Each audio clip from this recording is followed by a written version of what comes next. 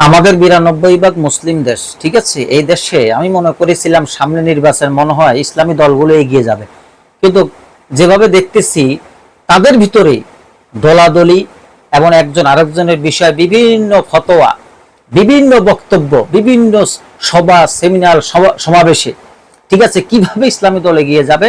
আমার মন বলতেছে কখনো এই দেশে সহজে ইসলামী দল এগিয়ে যেতে পারবে না, কারণ তাদেরই এখনো ঐক্যবদ্ধ নেই, তাদের ভিতরে দিল মন ঠিক নেই, ঐক্য নেই, ঠিক আছে।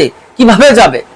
সকলেই বলে নিজের দল ভালো, আমার দল ভালো, আমি ঠিক আছি, এরকম সবাই সবার স্থানে আছে, কিন্তু এক এক জায়গায় হইতে হবে, ঐক্যবদ্ধ ভাবে ইসলামকে এগিয়ে নিয়ে যেতে হবে, এটা নাই, ঠিক আছে।